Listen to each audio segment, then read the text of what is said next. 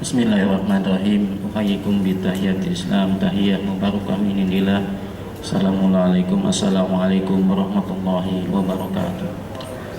Alhamdulillahirabbil alamin. Tatimus sholihat wa shollihu salim ala sayyidina Muhammadin wa ala alihi wa ashabihi wa ala junudihi wa ansarihi wa man tabi'ahum bi ihsanin ila yaumiddin wa ba'd. Faqala ta'ala ba'da a'udzu billahi minasyaitonir rajim. Bismillahirrahmanirrahim. Wa min ayatihi an khalaqalakum min anfusikum azwaja litaskunu ilaiha wa ja'ala bainakum mawaddah wa rahmah inna fi dzalika laayatin liqaumin yatafakkarun. Faqala sallallahu alaihi wasallam khairukum li ahli wa ana khairukum li ahli. Hadirin rahimakumullah, tidak ada yang paling indah pada siang ini kecuali untayan tasyakur kita kehadirat Allah Subhanahu wa taala. Allah yang telah memberikan kita segalanya, dari yang gak punya menjadi punya, dari yang gak memiliki menjadi memiliki, dari yang tidak ada kemudian menjadi ada. Allah Subhanahu wa ta'ala telah memberikan kita segenap yang kita punya, dari orang tua, anak, istri, kemudian jabatan, termasuk juga harta benda kita. Semoga seiring dengan umur yang semakin dewasa dan semakin mendekati kepada Allah Subhanahu wa taala, dan begitu juga kita harus meningkatkan kesyukuran kita kepada Allah Subhanahu wa taala. Nikmat dan Islam tak lupa kita berikan selalu dan kita jaga. Hidayah dari Allah Subhanahu wa taala mahal. Hidayah yang diberikan oleh Allah selalu kita jaga, dan kita selalu berdoa agar hidayah pada diri kita tidak pernah lepas sampai kita bertemu dengan Allah Subhanahu wa taala. Salawat dan salam tak lupa kita sampaikan kepada baginda Nabi Muhammad SAW, keluarganya, sanak familinya, istri dan sahabatnya, dan orang-orang yang selalu setia dalam perjuangannya sampai hari kiamat. Pada kesempatan ini kita ingin berbagi, mungkin saling memberikan kebaikan buat kita semua berkaitan dengan keluarga. Rasulullah SAW suatu riwayat menyebutkan, baiti jannati, rumahku adalah surgaku. Mungkin kita sudah menjadikan keinginan, ada pesona rumah kita menjadi sebuah istana yang di dalamnya semuanya ada bidadari dan ada keluarga yang mempesona. Semuanya adalah tunduk dan taat dan dalam sebuah kebaikan dan cinta. Tapi kita lihat, hadirin rahimakumullah, bahwasanya rumah kita yang kita tinggal di dalamnya bukan cuma rumah yang kita buat dari kain atau dari beton, kemudian kita bisa tinggal di dalamnya tenang dan ada angin dan AC-nya. Tapi rumah tangga yang ada kehidupan yang diberikan oleh Allah Subhanahu wa taala, dia sebagai tanda-tanda kekuasaan yang diberikan Allah kepada kita. Wa min ayatihi an khalaqalakum min anfusikum azwaja. Dari sebagian tanda-tanda kebesaran Allah Subhanahu wa taala, Allah menjadikan pasangan-pasangan di antara kamu. Hadirin rahimakumullah, istri kita adalah pasangan kita dan kita bagian daripada jenis yang sama. Kita diciptakan oleh Allah Subhanahu wa taala, termasuk istri kita dari jenis kita dan dari pribadi kita. Tidak ada yang paling indah dalam hidup kita, kita menjadikan istri adalah bagian hidup kita. Allah Subhanahu wa taala menyebutkan sebagai tanda-tanda kebesaran, litaskunu ilaiha, agar kamu bisa tinggal tenang aman bersamanya. Hadirin rahimakumullah, bagaimana kita jadikan istri? Kata ulama, penafsiran ayat-ayat berkaitan dengan wanita bagian daripada jenis yang telah diberikan kepada kita dari jenis kita, itu bertanda bahwasanya kecintaan seorang suami, sebuah tanda-tanda kebesaran Allah. Tidak ada bisa memberikan ketenangan jiwanya suami kecuali punya istri yang solehah. Inilah dambaan kita, rumah yang luar biasa. Betapa rumahnya mungkin sederhana, tidak ada apa-apa di dalamnya, tapi semua anggotanya baik, penuh dengan pesona dan romantis. Ini rumah tangga yang luar biasa. Tapi jarang kita dapatkan rumah yang selalu enak dilihat kemudian tidak ada apa-apanya. Mungkin bisa dikatakan rumah statis, nggak ada kegiatan apa-apa. Allah Subhanahu wa taala menyebutkan di dalam Quran berkaitan dengan rumah Nabi Musa, waj'alu buyutakum qiblah. Allah mengatakan kepada Nabi Musa, jadikanlah rumah kamu sebagai kiblat. Orang menjadikan rumah kita adalah referensi buat orang lain. Kita jadikan rumah tangga itu bisa menjadi kebaikan buat orang lain. Di sanalah kita ciptakan kehidupan kita. Yang pertama, Allah menentukan bahwasanya semua yang ada dalam hubungan kita dengan keluarga kita adalah sebuah sistem ilahi. Rumah tangga adalah suatu miniatur yang paling kecil dalam sebuah bangsa dan negara. Manakala sistem ilahi ini dikelola dengan manhaj yang baik, dengan nikmat yang baik, dengan akad yang baik, dan kita dengar bahwasanya pernikahan adalah bagian untuk mencapai ibadah kepada Allah Subhanahu wa taala, maka rumah ini bisa menjadi rumah yang besar, rumah yang ingin didambakan oleh setiap orang. Tapi rumah yang tidak pernah ada kedengaran kebaikan, rumah yang selalu garang, di dalamnya tidak ada pesona, maka rumah itu bukan cuma rumah, tapi seperti kita lihat bahwasanya rumah diciptakan seperti Bait Al-Ankabut, rumahnya laba-laba. Kata Allah Subhanahu wa taala, janganlah kamu menjadikan rumah kamu seperti rumah laba-laba. Rumah laba-laba adalah rumah yang paling rentan dan paling tipis untuk dibilang rumah dalam kebaikan, karena ombak dan angin luar biasa. Dan seorang istri dalam rumah di laba-laba itu adalah dia pengaruh dan dia bisa memakan suaminya dan anaknya ketika lahir langsung lari. Ini kita lihat betapa rumah laba-laba itu menakutkan. Kita jadikan rumah kita adalah rumah yang baik, yang perlu kita menjadi kebahagiaan dan kecintaan kita. Ada 10 tips yang diceritakan oleh salah seorang ulama ya, atau mungkin kita bisa ambil ibrah dalam kehidupan kita. Cinta rumah kita diikat dengan cinta dan komitmen. Yang pertama, kalau kita niatkan bahwa kita adalah tumbuh kembangkan rumah kita dengan kecintaan kepada Allah Subhanahu wa taala, bagian daripada ibadah, maka kita menikah adalah bagian untuk mengusahakan kita beramal ibadah kepada Allah Subhanahu wa taala. Maka kalau kita lihat para sahabat, termasuk Abdullah bin Umar, kemudian Abdullah bin Abbas, Abdullah bin Ibnu Mas'ud. Abdullah ibnu Mas'ud dalam sebuah cerita beliau dalam keadaan perang, kemudian dalam terhunus pedang, dia mengatakan, nikahkan saya, karena sebelumnya istrinya sudah meninggal dunia. Saya tidak mau mati dalam keadaan membujang menghadap Allah Subhanahu wa taala. Betapa rumah tangga itu luar biasa.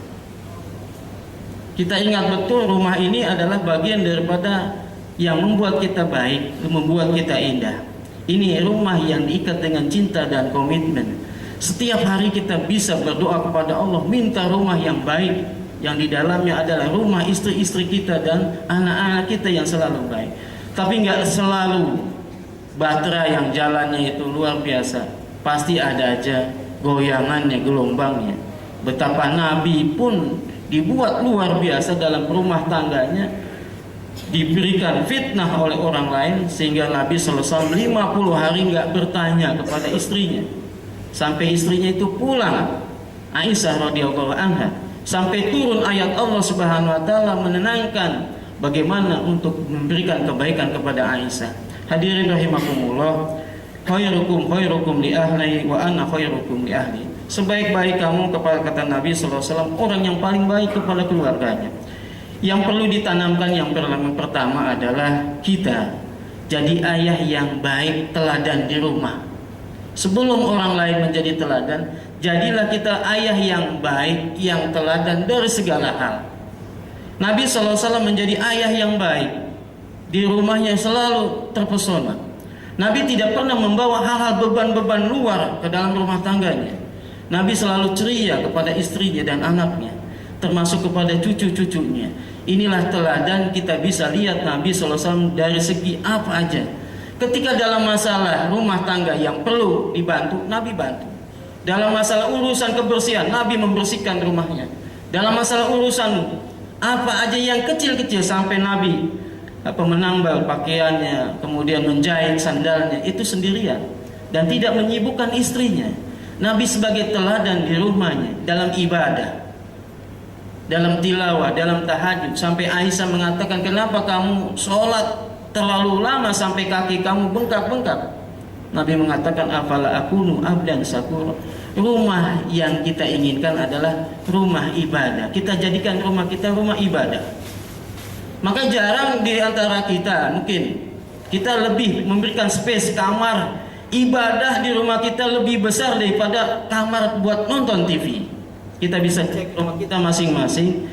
Kita punya mungkin di kamar, ada di kamar, di situ juga ada toiletnya, ada kamar mandinya.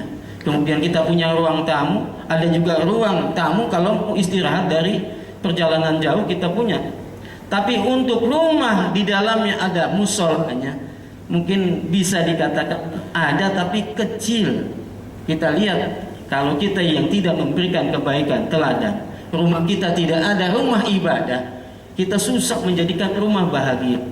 Baiti jannati, kata Nabi SAW, rumahku adalah surgaku. Kapan surga itu? Kita adakan di dalam rumah tangga kita. Jadikanlah rumah kita rumah ibadah. Terdengar dawiyan kadawiyin nakhl, para sahabat Rasulullah SAW, setiap malamnya itu nyanyian yang terdengar adalah suara-suara Quran di rumah. Jadikan rumah kita adalah rumah ibadah yang tenang di dalamnya. La taj'alu buyutakum maqabir, jangan kamu jadikan rumah kamu seperti kuburan. Kuburan itu lengang dari baca Quran. Kalau kuburan nggak pernah dibacain Quran, tidak ada orang yang melakukan ibadah kepada Allah di kuburan, maka rumah kita harusnya semangat dengan amal-amal kebaikan. Itu baitul ibadah. Jadikan rumah ibadah teladan dari suami. Kalau suaminya nggak bisa ngaji, harus belajar. Suaminya nggak bisa sholat, harus belajar. Buktikan bahwa suami atau ayah adalah orang yang paling duluan memberikan contoh teladan kebaikan. Rasulullah SAW sebelum dia qiyamul lail, dia mulai. Maka Nabi mengatakan, rahimahullahu rajulan qama minal lail fasalla wa ayqadha ahlahu au imra'atahu idza batat, kemudian faraddaha ma fil wajhi atau kama qala sallallahu alaihi wasallam. Rasulullah SAW apabila bangun malam, kemudian dia sholat, kemudian dia bangunin keluarganya. Kita harusnya begitu. Kata Nabi SAW, semoga Allah memberikan rahmat kepada suami yang membanguni istrinya ketika malam hari dia ibadah. Kalau istrinya enggak mau, dicipretin air dan dia ibadah sama-sama. Bahkan dalam sebuah hadis dikatakan, orang yang disebut zakirin Allah wa zakirat, orang-orang yang selalu dipuji oleh Allah, orang yang berzikir banyak-banyak. Orang laki-laki dan perempuan manakala dia bangun malam, diajak istrinya, kemudian sholat bersamanya, dan dia menjadi imamnya kepada istrinya, maka dicatat oleh Allah Subhanahu wa Ta'ala sebagai orang yang berzikir kepada Allah banyak-banyak. Hadirin rahimakumullah, jadikan rumah tangga kita rumah ibadah. Teladannya ada di dalam suami-suami atau ayah-ayah atau kita sebagai kepala keluarga. Yang kedua, kita ambil contoh yang lain. Rasulullah adalah sebagai mertua yang paling bijak, mertua yang paling baik. Rasulullah SAW kepada anaknya Fatimah, meskipun Fatimah itu sudah besar, sudah dewasa, tapi setiap malam Rasulullah mengecek amal ibadahnya. Ala tusolliyan, apakah kamu sudah sholat wahai Fatimah? Dan Ali bin Abi Thalib malam diketuk oleh Nabi SAW pintunya. Ala tusolliyan, apakah kamu sudah sholat? Ini luar biasa, mertua yang selalu baik, mertua yang selalu mengajak kebaikan. Bahkan Ali bin Abi Thalib setelah perang Badar, kemudian berapa hari setelah perang Badar, Nabi mengatakan kepada Ali, nikahkan anak saya Fatimah. Kata Ali bin Abi Thalib, saya nggak punya apa-apa. Kemudian kata Nabi, apa yang kamu punya tentang cincin besi? Kemudian dinikahkan oleh Nabi SAW. Ali yang miskin, yang keponakannya dengan Fatimah Az-Zahra, anak yang paling disayangi oleh Nabi SAW, mertua. Kalau kita jadi mertua dan calon mertua, berbuatlah baik kepada anak dan mungkin mantu. Ya, bukan mantunya itu kalau di rumahnya takut ya, ayah bagaimana, kemudian ibunya bagaimana, itu kalau nggak bawa makanan bagaimana. ini nggak ada pesonanya yang kita berikan kepada keluarga kita. Ini membangkitkan semangat baru. Kemudian yang berikutnya menjadi kakek yang penyayang. Rasulullah SAW orang yang paling baik kepada cucu-cucunya. Di setiap saat Nabi merangkul anak-anaknya. Termasuk Nabi mengatakan, Royhana, wangi-wangian kami itu adalah cucu Nabi Hasan dan Husain. Dan gak ada yang memberikan kebaikan kecuali Hasan Husain itu paling dicintai oleh Nabi SAW. Siapa orang yang membunuh Hasan Husain? Kita lihat Husain dibunuh, Hasan. Kemudian Husain itu di Karbala. Itu dari kalimat karb dan bala. Ya. Karb itu adalah tragedis, ya. Bala itu ujian. Itu palanya itu dipermainkan oleh orang-orang ketika itu dibantai oleh orang-orang di luar Islam. Hadirin rahimakumullah, cinta Nabi kepada cucunya kita juga harus hadirkan dalam rumah tangga kita. Apakah rumah tangga kita selalu ada gosip yang susah kita hilangkan? Apakah rumah kita itu selalu ada pesona yang membuat kita semangat untuk dekat kepada Allah Subhanahu wa taala? Termasuk cucu-cucu kita nyaman. Cucu nyaman di dalam rumahnya. Kalau kita lihat kakeknya itu selalu dekat dipanggil anaknya. Nabi SAW itu paling disayang oleh kakeknya Abdul Muthalib. Dan tidak ada yang berani duduk di tempatnya Abdul Muthalib kecuali Nabi yang masih kecil. Ketika paman-pamannya ada, jangan duduk di situ, itu punya kakek kamu. Itu kalau kita lihat yang paling berani duduk di situ adalah Nabi SAW masih kecil. Biarkan. Inilah mungkin kecintaan seorang ayah, seorang kakek kepada anak cucunya. Suami teladan, suami pemberikan yang baik kepada istrinya. Rasulullah SAW dalam satu kisah sangat sayang kepada istrinya. Istrinya sampai diberikan kebaikan oleh Nabi SAW. Dan suatu ketika Nabi punya istri Sofia bintu Huwai, seorang anak dari Yahudi. Beliau yang pernah ditawan oleh Nabi kemudian dinikahkan Nabi. Suatu kali ketika Sofia ingin naik kendaraan onta, Nabi persilahkan kakinya itu diinjak sama Sofia untuk dinaikkan. Itu mungkin kita agak lihat sepele, tapi dari yang kecil ini memberikan kebahagiaan kepada keluarga kita, termasuk istri kita. Kita nggak pernah bukain mobil istri kita naikin. Kemudian kita nggak pernah mempersilahkan dia turun dari mobil kita, atau masuk rumah kita sambut dengan kemuliaan dan kebaikan. Kalau dalam masalah kecil ini kita sudah aware dengan baik, insya Allah dalam yang masalah yang besar itu akan mudah terrealisasi ketika istrinya disayang sama suaminya. Rasulullah itu luar biasa kepada istrinya. Bahkan Aisyah itu mencari bekas minum dari suaminya. Mana mulutnya? Di situ.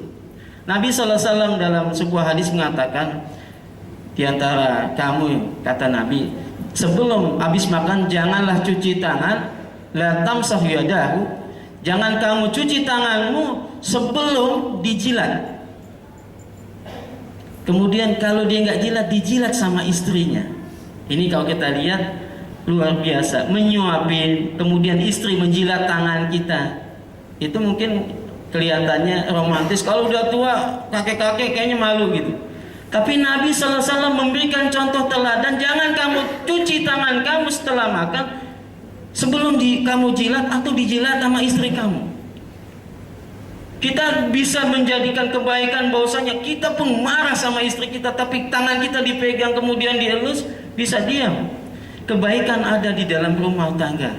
Kebaikan ada dalam anak-anak kita. Kebaikan ada dalam mungkin kita lihat yang ada di sekitar kita. Agar Allah Subhanahu wa taala mendatangkan keberkahan dalam rumah tangga, kita jauhkan rumah kita dari hal-hal yang sifatnya diharamkan oleh Allah Subhanahu wa taala, agar rumah kita itu baik. Misalnya minuman-minuman keras, foto-foto gambar yang porno, atau aksesoris yang jahat, atau benda-benda yang kelihatannya dimurkai oleh Allah Subhanahu wa taala, binatang atau yang membentuk binatang, atau gambar-gambar atau foto-foto yang telanjang, atau gambar anjing dan lainnya yang bisa membuat malaikat rahmat turun ke rumah kita. Kalau rumah kita nggak pernah turun rahmat dari malaikat, bagaimana kita bisa enak nyaman ibadah, enak bersama anak dan istri kita? Ini kita tinggalkan hal yang kecil untuk hal yang besar. Karena pernikahan luar biasa, susah memang kita membangun. Namanya juga binaul mustama, binaul baitul muslim. Membangun rumah muslim itu berat. Ya, namanya membangun itu butuh waktu, butuh lama. Ketika kita membangun, nggak semua bangunan itu baik. Ada kurang semennya, kemudian kurang adonannya. Tapi kita yakin kalau ikhlas karena Allah Subhanahu wa taala kita jalankan.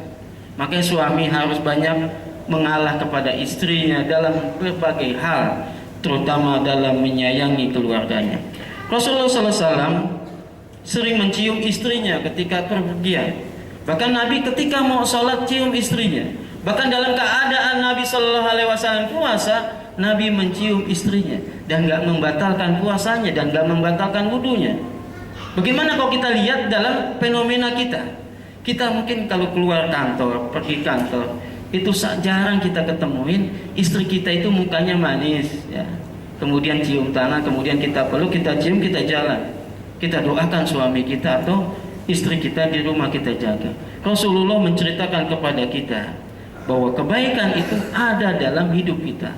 Ciumlah kepada ayang sayang kita yang kita cintai dari keluarga kita. Kepada anak boleh dicium semuanya kecuali auratnya. Anak kita butuhkan. Karena rahmat Allah Subhanahu wa taala turun kepada kita ketika kita sayang kepada anak kita, kita menciumnya.